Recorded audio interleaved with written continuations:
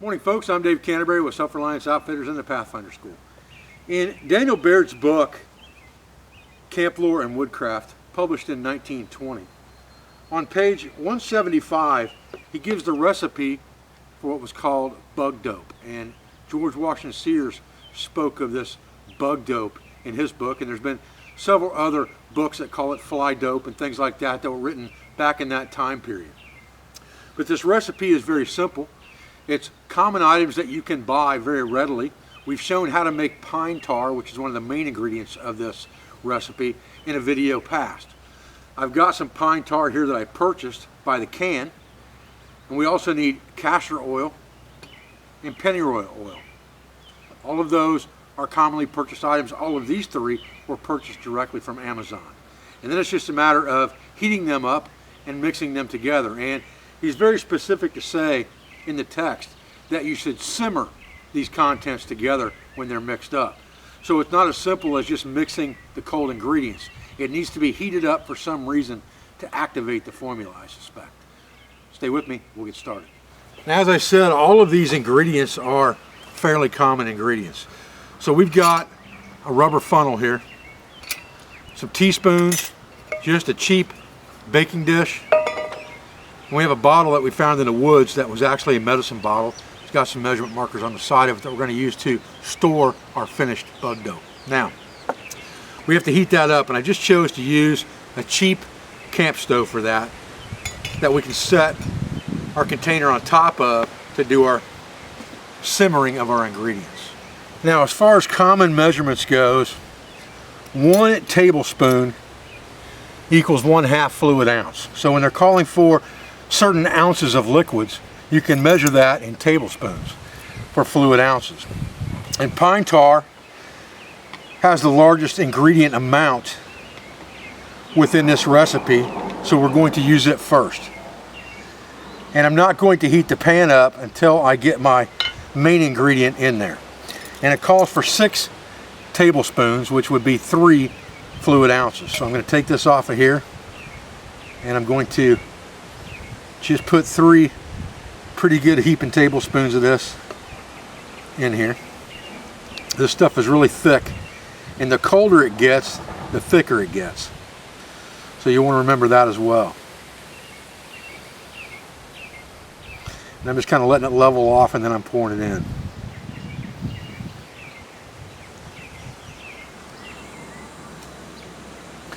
Okay, once we've got our pine tar in here, we're going to turn the heat up a little bit on this thing and cook it. Start to let it simmer. We don't need a lot of heat, just enough to kind of get it. You can see they're starting to spread out on the top there and thin out. That's what we're looking for. All right, now we're going to add 4 tablespoons of castor oil.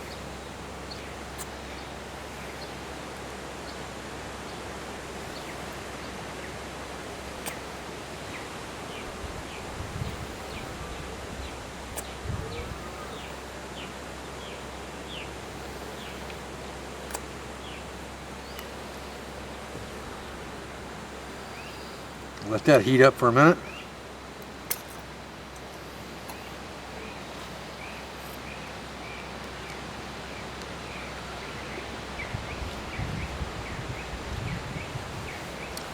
Now we want 2 tablespoons of pennyroyal oil, and this stuff is going to be your most expensive ingredient. They definitely do not give this stuff away. It's in a shaker drop bottle, so you know it's expensive because you're using it by the drop here.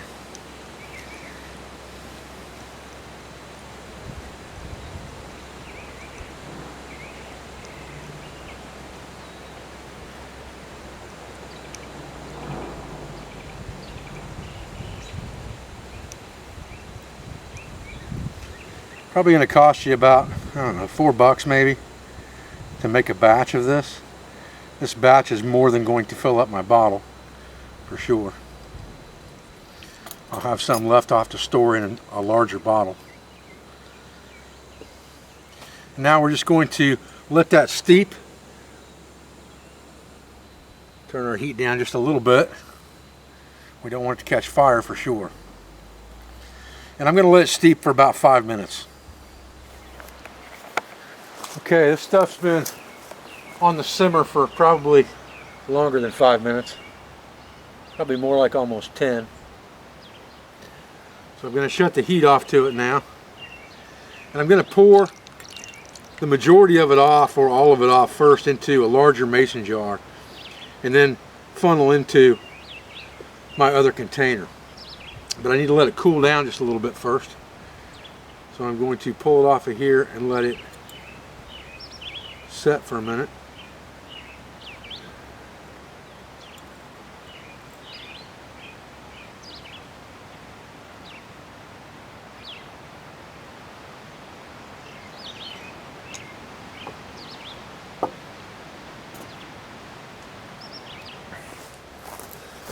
Okay. All right. So, first things first, I'm going to get this into our first tin.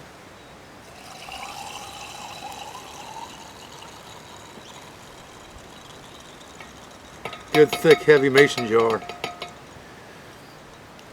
is what you really want for that, so you don't crack the jar heating it up super fast.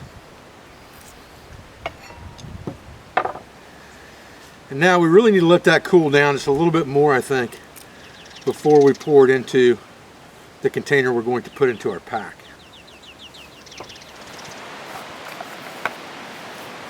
Alright, so now that our mason jar is not too hot to touch here, we can go ahead and transfer some of this into the bottle we plan to carry in our pack.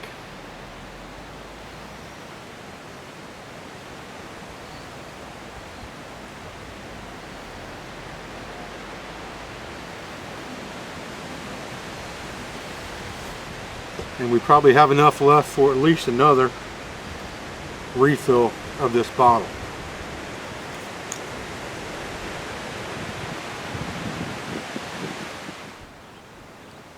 Folks, I'm Dave Canterbury with Self-Reliance Outfitters in the Pathfinder School. I appreciate you joining me today for this quick video on mixing the ingredients for what Daniel Baird, George Washington Sears, and Hyatt Verrill, and many others called fly dope or bug dope.